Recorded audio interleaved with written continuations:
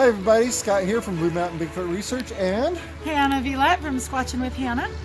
And today was the Christmas home tour. Is that what your parlor tour? It's called the Casa Classic Christmas Tour of Homes.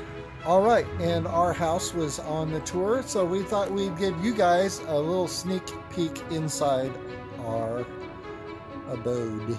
And it doesn't cost you anything. Nothing. Well, folks, like we just said, our home was featured on the Casa Classic Christmas Tour of Homes. CASA stands for Court Appointed Special Advocates, and CASA volunteers have a special voice in the court system as they represent foster youth. I worked with foster youth for many years, and so CASA is near and dear to my heart. But anyway, every year in our community they have a tour of historic homes at Christmas time to raise money for their organization, and that's what we were part of this way. The first thing we would like to draw your attention to that no one noticed today was our elaborately undecorated Festivus pole. Yes, we have an aluminum pole. Yes, Festivus is one of my favorite holidays of the year. So you put up a aluminum pole in the yard, and then later on we have dinner and spaghetti. Yes. Spaghetti dinner. Spaghetti dinner. Demonstration of feats of strength. And the airing of grievances. Okay. So, chestnuts roasting on an open fire. Creepy Santa looking at you. Yep, pretty much. Anyway, that was his idea, not mine. This is our cozy Christmas sitting area. Of course, it is far too cold to actually sit here, but it's beautiful. Welcome to our home. We're going to go into the warm now.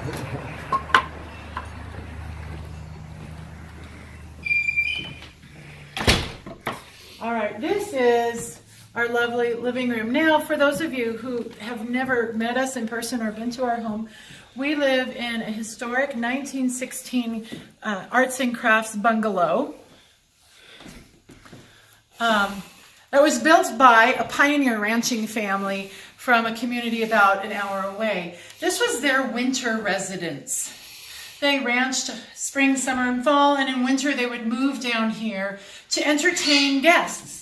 And as you can tell, this house is set up for entertaining. We have a nice flow from the dining room, from the kitchen actually, into the dining room. And here's our lovely Christmas table. If any of you need decorating help, please contact Scott directly. He's quite brilliant. But it goes from kitchen to dining room to entertainment area, Christmas carol sing-alongs, whatever. And then over here we have a sitting area. And based on how homes were used in the early 20th century, that's probably what it was. This was the parlor. That was an area for dancing. And then, of course, you had dining. You could also set up a little chamber quartet over there. Anyway, coming this way, we're giving you our little tour. We have Harry Potter's cupboard underneath the stairs, which goes back a considerable distance. Into the darkness. Into the darkness. So Harry, if you're listening, you've got a guest room ready for you right there. All right. In 1968, the Lerner and Loewe stage musical Paint Your Wagon was filmed, and they filmed it in Richland, which again I just mentioned was about an hour away from here. And this is the home where director Joshua Logan resided. Stories in the community indicate that there were some pretty wild parties that happened here. And we're just going to leave it with that. This bathroom was done in the Art Deco area, 1920s and 30s. It still has the original ceramic tile. When we bought the house, for about 2 minutes we considered changing the bathroom, and then we thought, no, we're just going to add flamingos. Make it work. Okay, this is an example of one of the 5 bedrooms we have in our home. Huge bedroom. Inside this door, amongst other things, there's a built-in bureau and a closet, walk-in closet. Okay. We will be opening this room as an Airbnb, so if you want to come stay, just look us up. And here we have the kitchen. It's been remodeled a few times, but most of the original construction is intact. All of the cabinets are directly from, they are the original to the 1916 build. This gas fireplace was at one point a wood burning cook stove, and this is the original chimney. Also, there are 3 other fireplaces in the house that are connected to that. So, anyway. Oh, craftsmen, remember they had all a knack for doing all sorts of interesting stuff. So if you ever need extra table space in the kitchen, there you go. It does come with its own service entrance over here. So, and if you look above, we have the tin ceiling. Also very much a part of that era.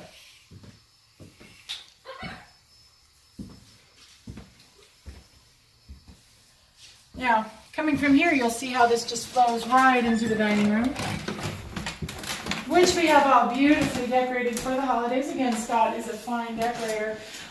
One of the stories that we like to tell is when we first moved into this house, my husband being the anthropologist that he has, loves to explore everything.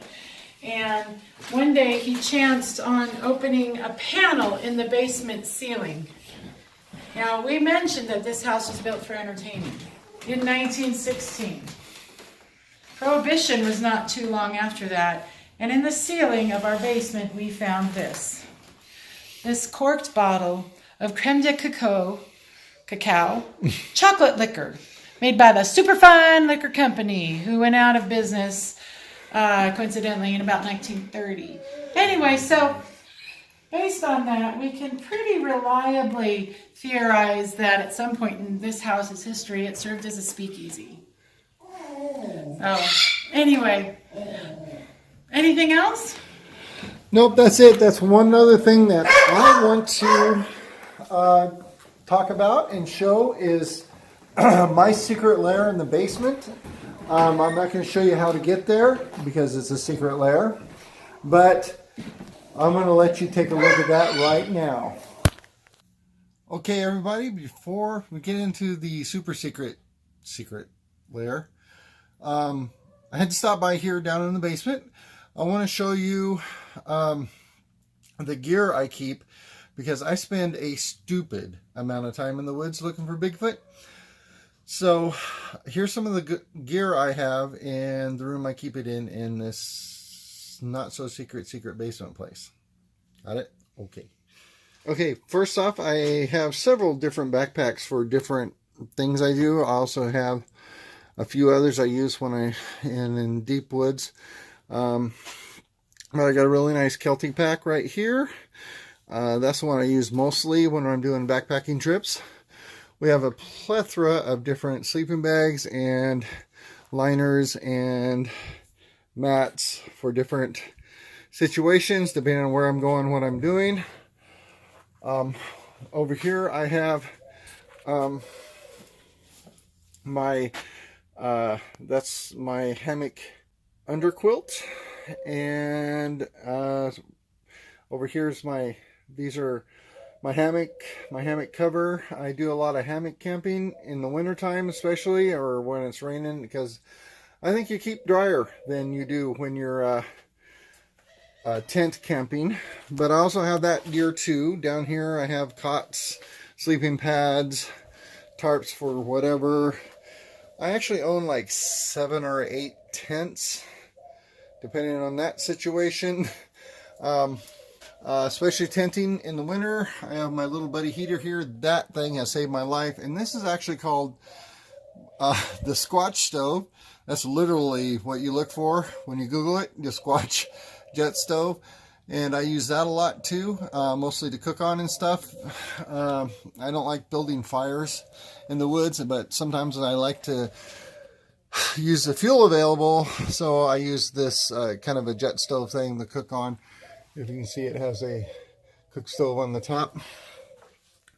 Then I have your propane gas stoves over here, cooking utensils, extra stored gas, light stuff. I've got Coleman lanterns, but I usually use these LED lights down here at the bottom.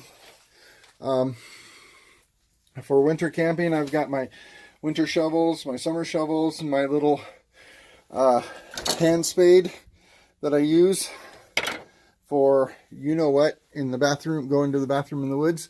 I have some sort of camp food. I actually have a whole cases and cases and cases and cases of MREs that I store up. I even, when I'm out with the family or with groups of people, I have a portable toilet. I also have a little portable outhouse that we put up, just so life's a little bit easier when you're tent camping in the woods. That's when we can drive to places. And there's a lot of stuff here that I use to make my own gear. I make a lot of stuff because some of the stuff I want, you just can't buy it. And that's about that for that. Now, okay, now we're in my secret room. This is the secret abode where I do all my Squatch related stuff and pretty much my man cave in our house. So here's the tour.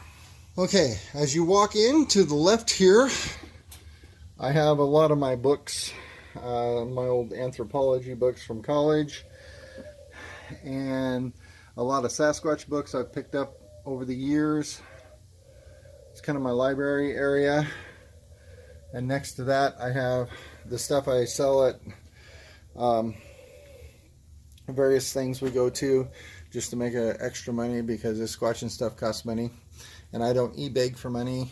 If you want to buy stuff to support us, that's great. Up on top here, I have some old gear I used years ago. I'm not old enough to use that. Let you figure out what that is. But I used to use this to record in the woods with years ago. I still do once in a while. It's kind of nice to have tapes. Kind of weird. But anyway, on this wall here we have a depiction of some rock art that's in California, just for fun. We have the big screen TV here where I watch Bigfoot documentaries. And down here I have a cast collection of some of the casts I have. And in this corner here, Merry Christmas, we have Junior the Sasquatch hiding behind the tree. And you wouldn't believe how many people come down here and sit here for a long time and never actually see him. He's more obvious with the Santa cap on, but this is kind of my charging station where I charge up cameras, radios, all the stuff we use when we're out in the woods. And then I also have some portable charging stations, batteries, and stuff here. And underneath here I have some of our equipment, listening devices, some binos, lights, things like that. On the wall in the back I have some just fun Sasquatch related history. Over here I have my big map on the wall, and on the list of it, it has names that people call Bigfoot or Sasquatch around the United States and around the world. There's all sorts of names for him. All right, in this corner here, this is kind of my video studio. This is where I edit all the videos that we do. And the one you're watching now, this is where I edited it.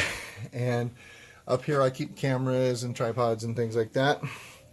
And I'll show you a picture right now, but there's this right here in the wall. And if you look across the room, I'll pan slowly so you don't get sick.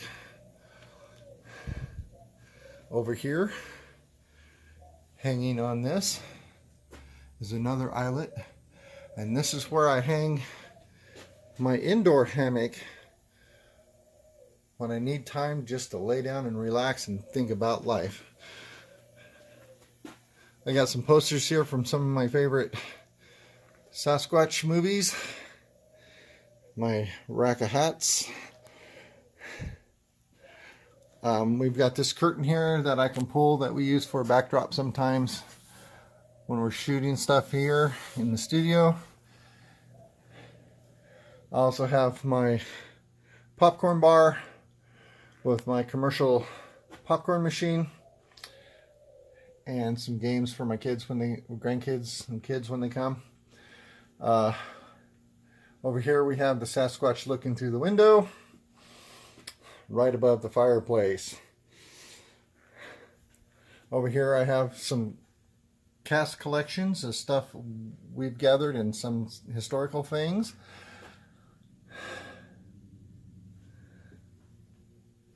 And over here we have a map of our local area with pins in it for the local sightings we get.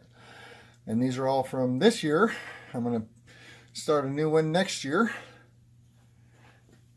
And here's my collection of other maps. When people give me reports, I can look up if I don't have them on our local map. I have maps that are around this area, around Oregon and western Idaho, that I can throw on the map table here with our map of Oregon, and we can make battle plans to go out and check these things out. That's pretty much the tour of the Squatcher's Lounge. Well, thank you for touring our home. Thank you for joining us. And